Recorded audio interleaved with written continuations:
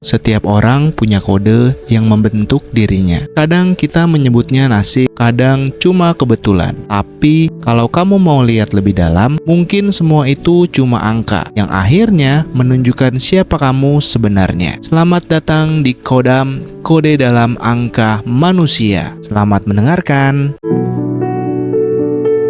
Selamat datang di podcast Kodam, kode dalam angka manusia. Seperti biasa bareng gue Putu, dan di episode ini gue akan menjelaskan beberapa hal terkait dengan apa yang akan gue coba lakukan di season yang kedua podcast Kodam. Di podcast Kodam di season 2 nanti akan pembahasannya lebih spesifik dibanding yang season pertama kemarin. Di episode ini gue gak mau ngajak lo buat ngitung-ngitung lah. Episode ini lebih ke pengantar sebelum masuk ke season yang kedua. Nah, apa kira-kira yang akan gue bahas di episode ini terkait dengan pembahasan dari podcast Kodam ini? Mungkin buat lo semua yang baru banget denger podcast ini akan bingung, ini sebenarnya podcastnya ngebahas apa sih dan tujuannya apa. Gue coba jelasin secara singkat ya. Jadi di podcast ini gue ngebahas tentang, sebelum lanjut dengerin episodenya, jangan lupa follow podcast Kodam, search di Spotify, bisa pakai Spotify desktop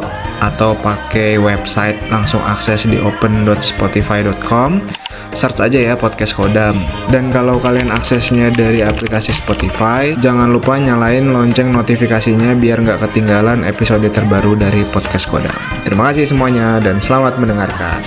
Numerologi ya, salah satu cabang dari metafisika. Sebagai konteks, kalau kalian belum pernah denger metafisika, akan gue coba jelaskan sedikit lah di episode ini. Jadi di metafisika itu ada 5 cabang. Ada numerologi, ada human design, ada pace atau bazi, ada tarot, dan juga ada astrologi gitu ya. Dari 5 ini yang lo semua pernah denger atau common atau sering banget lah dibahas sama orang adalah astrologi ya, zodiak, tarot mungkin pernah denger juga gitu. Tapi kalau kayak numerologi mungkin pernah denger tapi nggak terlalu banyak dibahas, atau human design yang terbaru gitu. Kalau kayak bazi atau pace kan itu super segmented ya biasanya. Ya paling banyak mungkin astrologi lah di 5 cabang metafisik itu ya.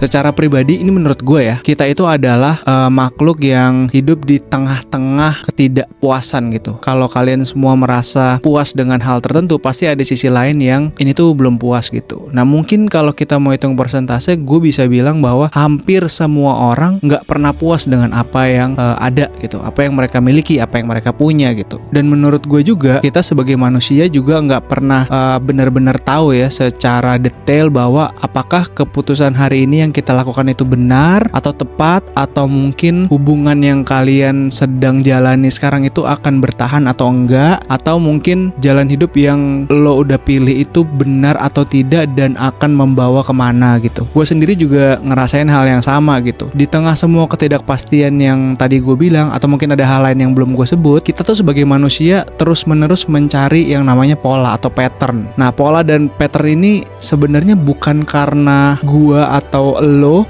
pengen masa depan yang pasti gitu, karena kan lagi-lagi kita nggak bisa mengetahui ya, maksudnya tidak ada ilmu pasti bahwa di masa depan tuh kita kondisinya akan seperti apa. Menurut gua yang kita cari itu ya tadi pola dan pattern yang membentuk suatu makna gitu. Kalau kalian sudah mengerti makna, termasuk gua pribadi gitu, pasti lebih menjalani hidupnya tuh lebih tenang gitu, lebih tenang, lebih kalem, sudah bisa kebayang lah, oh iya menjalani ini dengan cara ini. Nah itulah yang disebut dengan makna gitu. Menurut gue juga disinilah sistem-sistem ini yang gue mention tadi, metafisik itu tuh muncul gitu. Metafisik tuh bukan ilmu pasti kayak matematika atau mungkin IPA atau pengetahuan yang mungkin kalian sudah pelajari sejak SD sampai dengan kuliah gitu. Metafisik itu lebih ke kayak, mungkin gue bisa bilang itu sebagai simbol gitu. Makanya paling tidak tuh oh iya tahu bahwa memang metafisik itu bukan untuk kita percayai, tapi itu didefinisikan sebagai simbol yang mengartikan sesuatu yang sebenarnya kita juga nggak bisa ngejudge bahwa ketika kita mengetahui suatu hal yang terkait metafisik, oh pasti dia akan kayak gini gitu. Enggak, sama sekali enggak gitu. Menurut gue juga metafisik itu lebih ke hal-hal yang agak susah atau sulit dijelaskan dengan angka-angka statistik, karena ya lagi-lagi ini bukan ilmu pasti gitu. Akan sangat sulit untuk mengerti secara detail penjelasan tentang kayak karakter atau mungkin kayak batin, apa yang terjadi di dalam batin kita, atau kecenderungan cara hidup, atau mungkin fase naik dan turunnya hidup kita, atau mungkin juga kayak kenapa ya hidup gue kayak gini. Kan mungkin setiap orang pernah ngerasa kayak gitu ya, termasuk gue juga pernah ngerasain hal kayak gitu. Dan menurut gue ini tuh penting buat gue pahami atau lo pahami kalau lo denger podcast ini ya. Semua sistem ini tuh nggak diciptakan buat ngeramal gitu. Makanya banyak orang yang bilang, wah lo astrologi, zodiak, berarti lu percaya atau musyrik lo, ini ramalan masa depan akan gini. Enggak, itu sama sekali enggak. Dan itu banyak yang salah kaprah menurut gue ya. Termasuk di circle gue juga banyak yang bilang kayak gitu. Tidak menyalahkan juga orang yang nggak percaya astrologi, tapi juga tidak terlalu total mendukung orang yang dikit-dikit astrologi ya. Itu adalah sebuah simbol menurut gue yang harus paling nggak kita sadari. Itu tuh ada, yang perlu kita ketahui adalah membaca pola dan makna yang kira-kira ada dari setiap metafisik yang ada gitu. Nggak perlu kalian pelajari semuanya, tapi itu semua sebenarnya ilmunya ada di internet. Jadi ingat ya, ini tujuannya bukan untuk meramal, tapi untuk refleksi, untuk mengerti dan memahami diri sendiri. Gue juga pakai ilmu ini buat memahami diri gue sendiri, biar gue lebih sadar aja, membumi lah bahasa gampangnya gitu, bahwa oh ya ternyata gue kayak gini ya gitu. Kalau dibilang untuk meramal, enggak sih, menurut gue itu salah besar.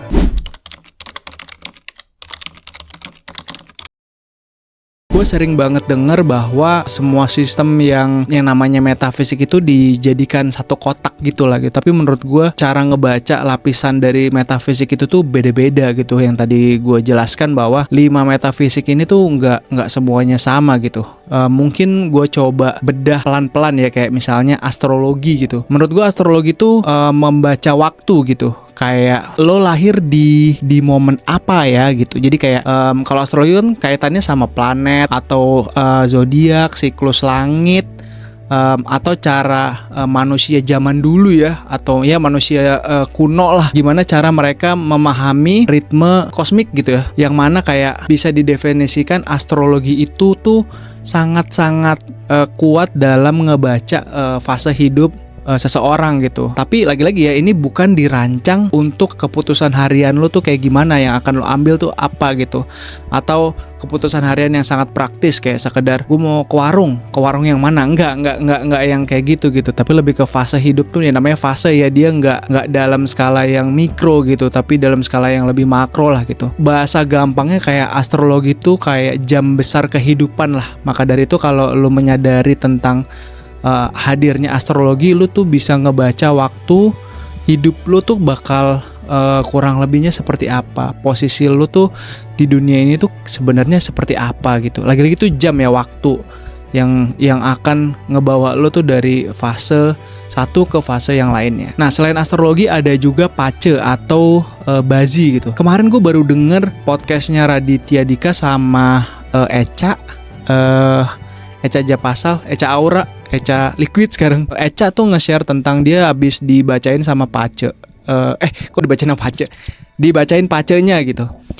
Sama emang yang ahli kayak gitu-gitu ya. Dan memang lagi-lagi Echa juga ngasih tahu tuh di podcast itu bahwa pace itu bukan buat ngatur lo tuh di atas pace gitu. Jadi sebenarnya hidup yang akan lo jalani itu adalah di tangan lo gitu.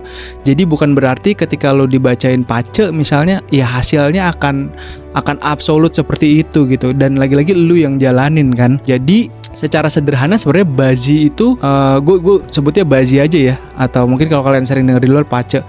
Kalau tadi astrologi itu adalah jam atau waktu dunia, bazi itu lebih ke kayak energi dan elemen yang ada di dalam diri lo gitu. Jadi kayak kita nih, tiap manusia punya elemen dan energi di masing-masing orang gitu.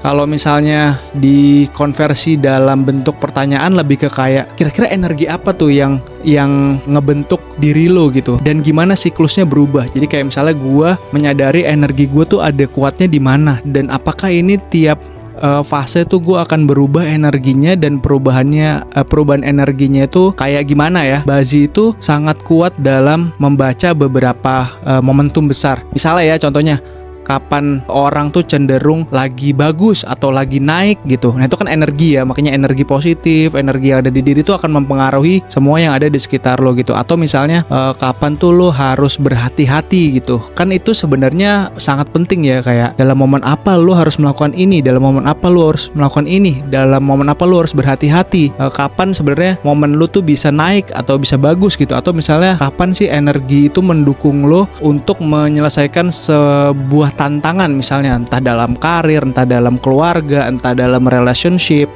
atau dalam hal apapun. Nah, bahasa gampangnya mungkin Bazi itu lebih ke kayak cuaca jangka panjang hidupnya seseorang. Kalau tadi kan jam, ini tuh cuaca. Makanya cuaca itu lebih ke kayak ada faktor-faktor eksternal yang berkaitan sama energi yang ada di dalam diri lo gitu. Jadi secara mudahnya itu kita bisa mengerti bahwa energi yang akan menghampiri kita, atau kondisi cuaca yang akan menghampiri kita bisa lihat kayak gimana tuh. Misalnya ada mendung, apa yang harus kita lakukan. Nah, energi kita tuh akan ngasih sesuatu, ngasih sinyal apa yang akan bisa kita lakukan. Nah, kurang lebih gitu ya. Kalau yang human design itu kan sebenarnya ilmu yang bisa dibilang masih sangat-sangat baru. Kayaknya dari 5 metafisik itu human design tuh yang paling baru. Nah, kebetulan gue juga lagi belajar human design, tapi menurut gue sangat-sangat ribet dan sangat-sangat sulit gitu.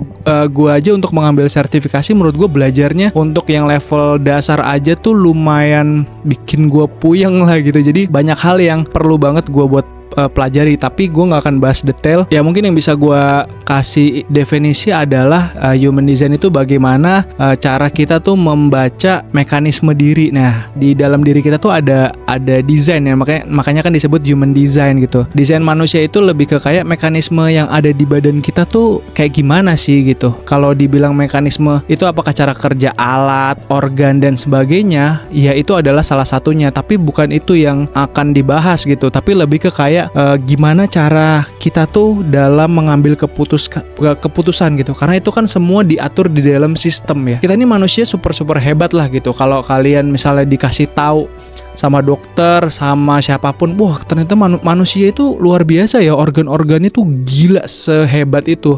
Kayak dokter Tirta juga sering jelasin bahwa wah organ-organ di tubuh kita tuh luar biasa, bisa ini, bisa itu, segala macem. Ada menawar racun, bisa ngasih ini, bisa nge-ekstrak ini, itu dan sebagainya. Itu emang beneran luar biasa gitu. Tapi kalau dari sisi human design, ini lebih ke kayak gimana kita mengambil keputusannya gitu, dengan apa ya kita mengambil keputusannya. Itu semua ada di dalam sistem human design itu. Gue mungkin secara sederhana akan bilang kayak human design itu tuh sebenarnya nggak terlalu peduli itu sebenarnya lo itu siapa gitu, atau gue itu siapa gitu. Tapi gimana sih cara energi yang ada di dalam diri lo itu bekerja, energi yang ada di diri gue tuh bekerjanya gimana gitu. Lebih ke kayak manual book diri kita gitu kan. Kalau di barang itu ada manual booknya ya, cara penggunaan begini. Nah kita juga gitu, cara penggunaan tubuh kita, energi yang kita punya itu seperti apa dalam menyimpulkan atau mengambil sebuah keputusan. Makanya itu semuanya by system gitu. Tapi lagi-lagi ya, ini tuh menurut gue dari semua metafisik kayaknya ini yang paling kompleks gitu, yang dari 5 yang gue udah pelajarin. Nah kalau tarot mungkin itu agak lain ya, faktornya lumayan banyak gitu. Tapi kalau dari kerumetan belajarnya, menurut gue human design tuh paling ruwet gitu. Terus ada juga tarot. Nah tarot ini sering banget gue denger orang-orang di sekitar gue juga ada yang bisa baca tarot. Tapi lagi-lagi gue nggak tahu sih, tarot itu kan sebenarnya kayak semi ngeramal ya menurut gue gitu. Karena banyak juga orang-orang yang main tarot tuh tujuannya ya ramal, pengen tahu karir, pengen tahu jodoh, pengen tahu masa depan, pengen tahu hal-hal yang akan terjadi di masa depan. Sementara sebenarnya yang gue tangkap kan agak, menurut gue ya, ini menurut gue kayaknya sulit sih buat ngebaca masa depan. Tapi ya nggak ada salahnya juga sih buat kita pelajarin sebenarnya, nggak usah terlalu dalam juga, tapi lebih ke kayak fungsinya ini untuk membantu apa gitu. Kalau tadi astrologi adalah jam, terus Bazi itu adalah cuaca eksternal, human design itu adalah sistem yang ada di dalam tubuh kita. Nah kalau si tarot ini menurut gue dia adalah internal gitu, kondisi batin yang ada di dalam diri kita saat ini gitu. Makanya kondisi tarot tuh kayak yang dibaca, oh iya sekarang lu lagi begini ya, nah nanti ke depan akan ada seperti ini, nanti batin lu akan kayak gimana. Makanya menurut gue banyak juga orang yang menganggap, oh masa depan gue misalnya dibacain tarot, lu harus putus nih sama si cowok ini misalnya gitu ya, dan batin lu kan pasti kayak bergejolak, perasaan gak apa-apa, baik-baik aja gitu. Nah nanti batin lu yang akan merasakan tuh, wah kayaknya beneran harus putus atau kayaknya gue akan coba bertahan gitu. Ya lagi-lagi ya, itu ilmunya bukan absolut gitu. Banyak faktor yang harus lo lihat gitu. Makanya metafisik itu lagi-lagi bukan 100% lo percayai, tapi lo merefleksi ke dalam diri lo sendiri gitu. Contohnya misalnya kayak yang ada di tarot ya, kayak kan itu gue bilang tadi internal. Misalnya kayak konflik batin, ketakutan yang ada di dalam diri lo, atau misalnya harapan lo tuh kayak gimana sama dinamika yang sekarang sedang terjadi dari fase ke fase gitu. Jadi sekarang lagi ada apa kayak di kehidupan lo, terus nanti di kemudian hari kira-kira akan ada seperti apa lagi ya gitu. Atau bahasa gampangnya tarot itu lebih ke kayak cermin psikologis lah gitu. Kan kita punya ilmu psikologis ya. Nah ini tuh cerminnya. Jadi kalau lu ngomong tentang tarot, ya itu adalah cerminnya gitu. Nah, apakah lu percaya 100% sama cerminan yang ada dari tarot? Ya beda orang beda kepercayaan gitu. Tapi lagi-lagi kalau menurut gue, karena gue nggak tahu disiplin ilmunya ya, tapi kalau gue mungkin akan pakai hasil tarot, kalau gue emang baca tarot ya, akan gue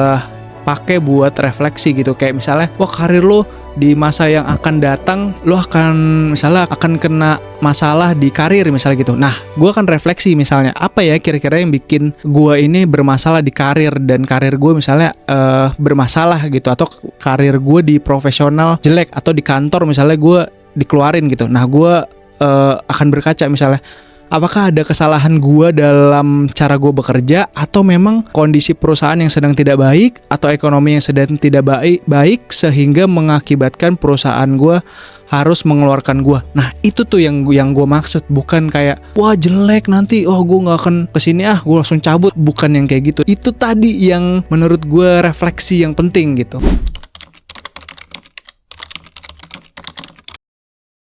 Nah, karena tadi udah bahas 4, sekarang tinggal numerologi, which is ini adalah podcast Kodam, kode dalam angka manusia, tebel banget ngebahas numerologi. Kalau lo semua masih bingung tentang sebenarnya numerologi itu apa, numerologi itu adalah ngebaca polanya gitu, pola atau pattern yang tadi gue mention di awal ya, bahwa kita berbicara numerologi tidak ngebahas soal waktu atau energi kayak yang tadi ya, pace, astrologi, atau ramalan kejadian gitu kayak tarot gitu. Tapi lebih ke kayak kecenderungan karakter. Jadi karakter lo tuh cenderungnya seperti apa. Nah itu tuh dari ekstraksi nomor yang ada di ilmu numerologi itu sendiri gitu. Numerologi juga bisa ngelihat kayak pola dan perilaku lo itu tuh seperti apa, dan ritme hidup lo yang bisa lo baca itu tuh kayak gimana gitu. Karena pola pasti biasanya cenderung akan berulang-ulang gitu. Namanya pola, pattern pasti akan berulang ya gitu. Kalau dari sisi numerologi itu lebih ke kayak kira-kira pola kayak gimana tuh yang akan muncul di dalam hidup lo gitu. Kayak gue misalnya bercermin dalam hidup gue, pola gue tuh akan kayak gimana sebenarnya dalam hidup gitu. Apakah gue akan bertemu dengan orang-orang yang kurang lebih sama terus menerus? Misalnya gue suka humor, ketemu orang yang kocak-kocak, atau misalnya ada hal lain yang misalnya bisa gue ambil, ternyata polanya berubah ya setiap fase 1 dengan fase 2, terus ketemu lagi fase 3, fase 4 dan seterusnya gitu. Karena pertanyaannya terkait dengan pola, gue dalam diri akan bertanya juga sih, kayak misalnya kenapa gue itu selalu tertarik sama tipe pekerjaan tertentu misalnya gitu ya, atau misalnya kenapa gue tuh sering berada di peran yang sama dimanapun gitu, di circle pertemanan, di circle kantor, atau di circle keluarga misalnya gitu, atau misalnya apakah gue tuh gampang banget capek di sebuah situasi yang khusus gitu, atau situasi tertentu, tapi di situasi lain yang berbeda dengan situasi ini gue tuh bisa lebih hidup gitu. Nah lagi-lagi itu semua tuh ada di dalam pembahasan si numerologi gitu. Dan menurut gue numerologi itu nggak menjawab tentang kenapa sih ini tuh terjadi di tanggal sekian, bulan sekian, tahun sekian gitu. Tapi lebih ke kayak numerologi tuh ngejawab ini tuh pola yang sebenarnya lu tuh udah bawa dari lahir gitu, yang bisa lo pelajarin kalau lo dengerin rangkaian podcast ini. Semuanya itu tentang pola yang sangat-sangat relevan di kehidupan nyata. Nah lagi-lagi ya, kehidupan nyata bold and underline gitu. Jadi kalau misalnya lo mau kaitkan dengan kehidupan nyata, sebenarnya ini akan berkait kemana aja. Nah menurut gue ini bisa banget banyak berkaitan dengan kayak misalnya karir, atau misalnya relasi atau relationship lo lah gitu, atau misalnya rezeki atau uang yang lo dapat, terus keputusan yang bakal lo ambil gitu, sama kayak fase hidup di usia lo yang udah dewasa. Nah lagi-lagi ini numerologi pasti kebanyakan sih dimengerti sama orang-orang yang udah dewasa dan berpikirnya jauh lebih mature ketimbang yang kayak anak-anak muda ya. Dan mungkin anak-anak muda yang udah baca ini atau denger podcast ini atau mengerti tentang numerologi, wah itu berarti gok sih menurut gue ya. Karena kayaknya untuk mencerna ini nggak bisa sih. Kayak gue mencerna ini di umur 20 tuh kayaknya gue nggak bisa sih gitu. Ini berkaca dari diri gue ya gitu. Kalau ya mungkin kalau lo semua nggak ngerti ya, terutama mungkin Gen Z, Gen Alpha yang sekarang tuh referensinya banyak, bisa jadi ya berubah aja kan, zaman berubah ya. Jadi ya bisa aja berubah gitu.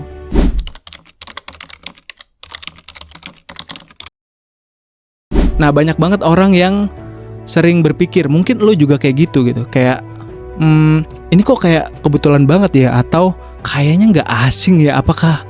Apakah hal ini tuh terjadi karena emang udah diatur gitu, atau emang enggak ya, atau emang terjadi gitu aja gitu. Nah jawaban yang benar menurut gue adalah ya karena manusia itu baru benar-benar sadar setelah ngelihat pola gitu. Kalau udah tahu polanya akan seperti apa, ya pasti dia akan lebih sadar ya, termasuk lu atau gue gitu dalam konteks berkehidupan sehari-hari gitu. Karena menurut gue pola itu ada terus gitu, dan nggak bakalan berhenti gitu.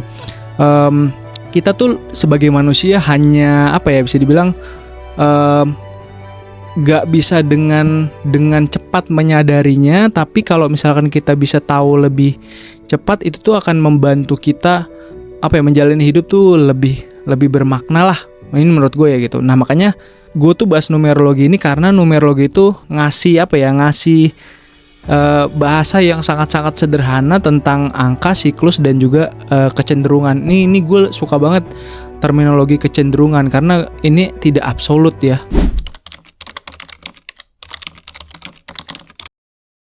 Nah kenapa season 2 ini sedikit berbeda dengan season 1? Nggak sedikit berbeda ya, kayaknya totally berbeda deh. Bener-bener beda gitu. Karena season 1 itu ngebahas tentang fondasinya gitu. Jadi kalau lo semua yang pengen mengerti numerologi, saran gue denger dari episode pertama gitu. Dari season 1 episode pertama, episode 0 bahkan sampai episode ke-7 gitu. Baru mulai ke season yang kedua. Karena season 1 fondasi, season kedua ini gue akan bahas tentang pengaplikasiannya gitu. Jadi dari fondasi numerologi ini, implementasinya akan seperti apa gitu. Ini bukan ngomongin tentang kayak wah angka gue segini, angka lo sekian. Bukan. Tapi lebih ke kayak gimana cara si angka itu tuh mempengaruhi cara gue bekerja gitu, atau cara lo bekerja, atau misalnya kenapa orang yang ngelola uang tuh tiap orang tuh stylenya beda-beda, atau kenapa hubungan ini relasi ya, entah lo di keluarga atau di pacar atau sama lingkungan kerja itu tuh kayak berulang-ulang gitu, atau kenapa sih misalnya di tahun-tahun tertentu kayaknya kerasa berat gitu, atau kayak misalnya wah tahun ganjil kayaknya sial banget gitu, tahun genap tuh hoki banget gitu. Atau misalnya kalau di dunia nyata sering banget kan disebut cocok logi gitu, kayak wah ini di tahun ganjil mah nih MU nggak juara contoh gitu misalnya, atau tahun genap nih tahunnya tim merah, atau tahun ganjil tahunnya tim biru, gitu-gitu kan sering ada tuh. Lo pasti pernah denger yang kayak gitu-gitulah gitu. Nah, menurut gua numerologi itu lebih ke penggunaannya, menurut gue ini lebih ke kayak alat buat berpikir lah secara pribadi ya, kita sebagai manusia, atau bisa dibilang ini sebagai refleksi. Dan menurut gue ini bukan kebenaran yang absolut atau bukan kebenaran yang mutlak, karena lagi-lagi ya, terminologi yang tadi gue sangat suka adalah kecenderungan gitu, cenderung.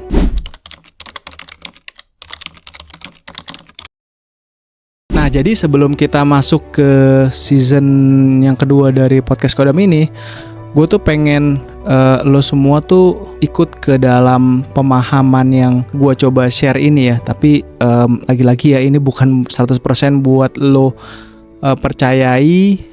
Jangan jadikan gue sebagai validasi lo buat mempercayai semua ilmu metafisik, karena kayaknya lo salah kalau lo pakai gue buat validasiin semua yang lo alami. Tapi lagi-lagi itu buat refleksi.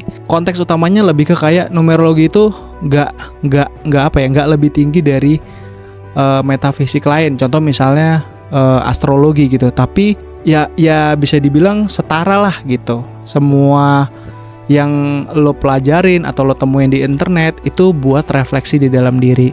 Nah, selain itu numerologi juga nggak lebih benar juga dari tarot, atau mungkin nggak lebih ilmiah juga dari ilmu psikologi gitu. Kalau kalian punya teman yang psikologi, biasanya cocok tuh sama sama materi atau topik-topik yang kaitannya sama metafisik kayak numerologi ini gitu. Lagi-lagi poin utamanya adalah gimana cara gua atau lo ngebaca lapisan yang beda-beda gitu. Konteks utamanya lagi-lagi ini untuk refleksi diri. Dan di podcast Kodam, terutama di season yang kedua, karena ini banyak pengaplikasiannya, gua akan lebih milih numerologi itu bukan sebagai sesuatu hal yang sangat-sangat mempengaruhi kehidupan gue di masa yang akan datang gitu. Kayak tidak berpengaruh 100% lah. Tentu ada banyak hal lain yang berpengaruh di dalam hidup gua gitu. Kayak keluarga gua misalnya, atau hubungan gue sama lingkungan kerja, sama relationship gue gitu. Jadi banyak hal yang berpengaruh lah di luar sana gitu. Tapi lebih ke kayak numerologi itu dekat sebenarnya sama kehidupan sehari-hari. Tinggal kita baca polanya aja dan mengerti maknanya seperti apa gitu. Dan menurut gue angka itu bukan penentu hidup, tapi lebih ke kayak tadi ya, kayak tarot lah, cermin. Tapi ini cerminnya cermin buat keseluruhan ya. Kalau tadi kan cermin di internal gitu, kalau tarot gitu cermin batin. Nah, ini tuh cermin keseluruhan gitu. Dan seperti cermin pada umumnya, cermin itu yang penting sebenarnya menurut gue ya, bukan pantulan cerminnya itu sendiri gitu, tapi lebih ke kayak apa yang kita lakukan setelah bercermin. Kan kayak lo misalnya bercermin, lo sebelum kemana lo pakai minyak rambut atau lo pakai make up gitu, touch up, lu bercermin gitu. Nah, setelah bercermin tuh lu ngapain gitu? Pasti kan ada sesuatu hal yang setelah lu ngelihat diri lu sendiri, wah ternyata gue kayak gini, kurang ini. Atau misalnya, oh gue kayaknya berlebihan di sini, gue kurangin Atau misalnya kurang, gue tambahin Nah, itu sebenarnya poin utamanya ya.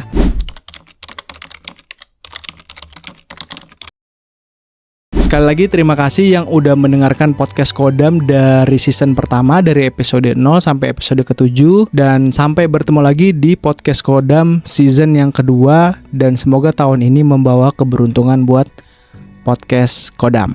Ingat ya, angka hanya kode, kita yang memberi arti. Sampai ketemu di season yang kedua podcast Kodam. Gua Putu, pamit.